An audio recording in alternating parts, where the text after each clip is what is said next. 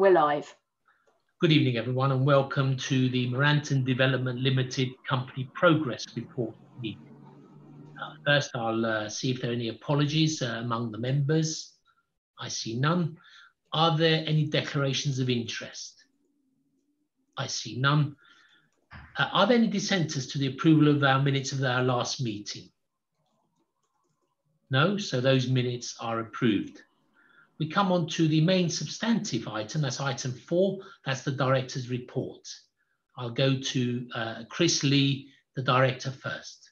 Chris, do you want to present the report to the members? Yes, thank you, Chair. And I'll keep it brief because I believe the report's relatively self-explanatory. And it shows that we're getting to the very interesting phase of Merantun's progress in that later this week, 4 planning applications are to be considered by the Planning Applications Committee. And this follows a lot of hard work in considering the sites, looking at how we can optimise the supply of housing on those 4 sites, and following consultation with the communities, bringing forward planning applications, which we think does that, including a balance of affordable housing and housing for private rental.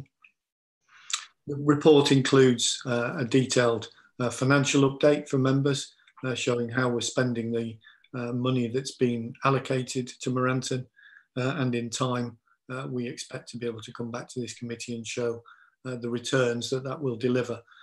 But of course, Merantun was set up so that at any point the subcommittee members could decide to jump off, for want of a better term, from delivering a housing company and sell the sites with planning permission or without. And the Planning Applications Committee really represents a significant milestone in the progress of the company. And I hope to update more positively again at the next of these subcommittee meetings, Chair. I know that Paul and James are both on the line, and we're all happy to answer any questions. Thank you very much for that progress report. Any questions from the members, Councillors Welton and Councillors Allison?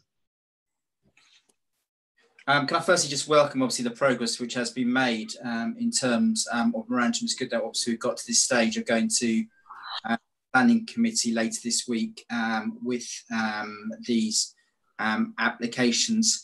And obviously then in terms of the award of contract, which will be at the end of this year, clearly obviously that is dependent on planning permission being granted this Thursday. When do you envisage the developments will be completed by in terms of these first stage developments and start to show a return to the council? So Chair, if I could ask James or Paul to answer the detail on that. Yes, James or Paul. Chair, it's James McGinley. If I could take that, we anticipate a start. We anticipate a start on site in February, March of 2021. It's approximately a 12-month build period. Some of the sites may progress more quickly than others, but we'd expect it to be sometime in spring 2022 that it would be completing most of those sites and then subsequently preparing for occupation. Thank you. Thank you. Councillor Allison, did you want to add anything?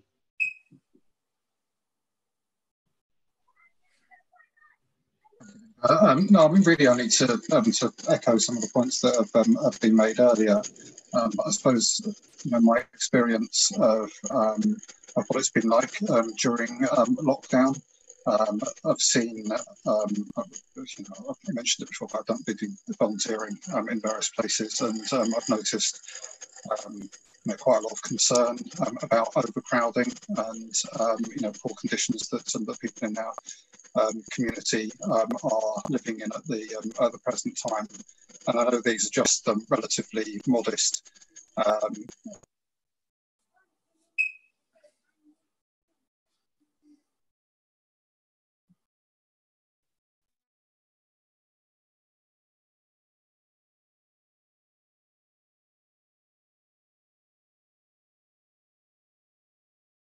again across the board. There's a lot of overcrowding. that I'm worried about in our community.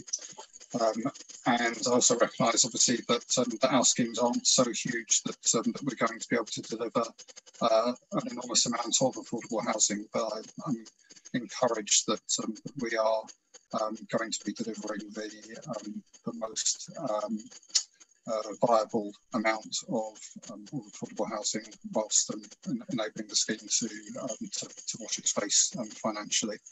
So I just think that they're really good to be going ahead with, and I'd like to see more people being housed across the borough, and this company's efforts in that regard I genuinely appreciate.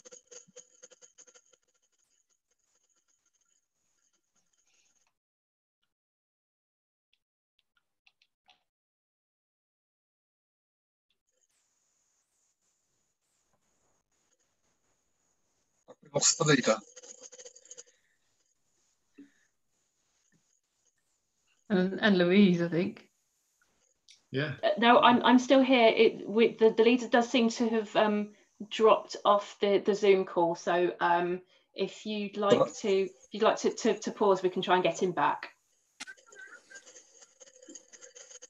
I wonder whether, whilst we're waiting for him to return, whether Chris or Caroline or Paul have anything that, sorry, James, have got anything that they would like to contribute to that. Caroline. Yes, so thank you, Councillor Allison. I suppose I just wanted to draw your attention to, as outlined in the report, that there will be an update of the financial model and the business case to make sure that the return from the company is now sufficient, especially in light of COVID and potential changes to PWLB in light of consultation from MHCLG and the outcome of the Public Accounts Committee, where they're saying you may not be able to borrow from the PWLB for any regeneration, investment, commercial decisions. So that could have an impact on the business case. So we just need to see what impact that does have overall, and especially with the lack of resources available to us COVID-wise. So just want to make sure to draw your attention to that. Thank you.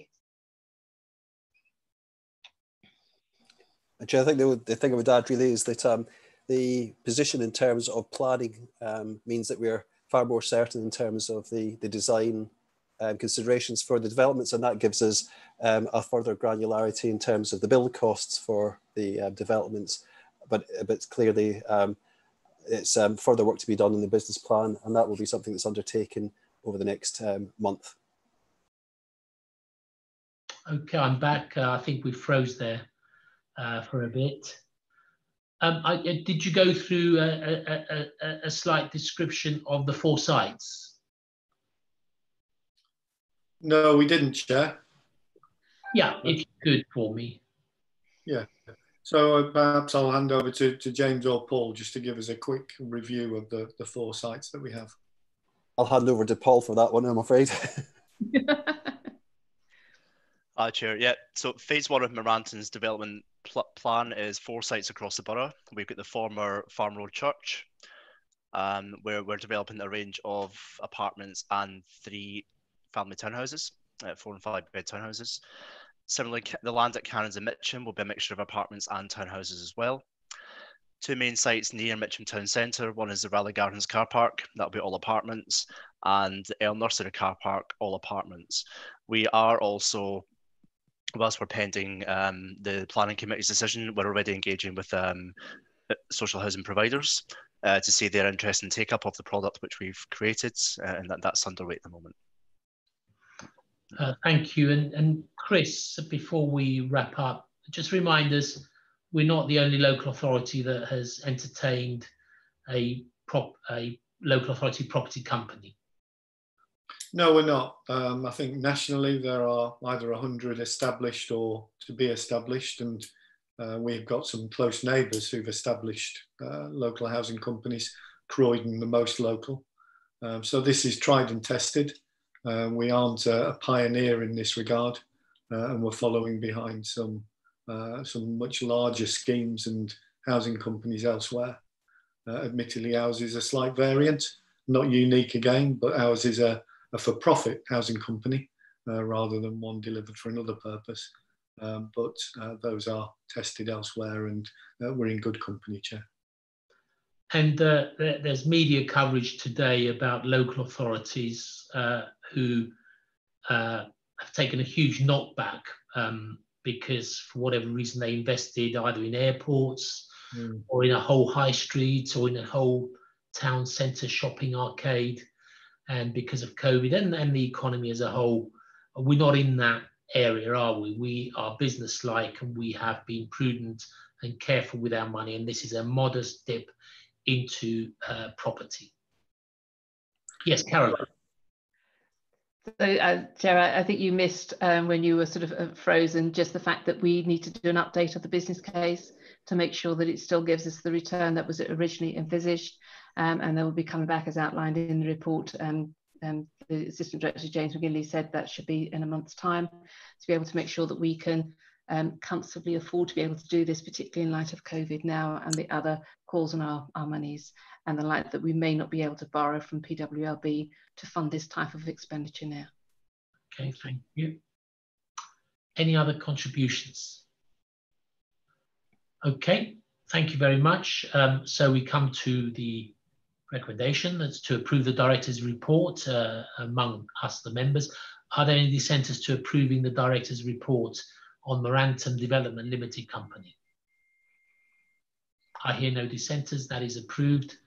Thank you all very much for attending this meeting, and thank you to the public who persevered with us despite the mid-flow freeze. Thank you very much and goodbye. Thank you. Thank you. Thank you.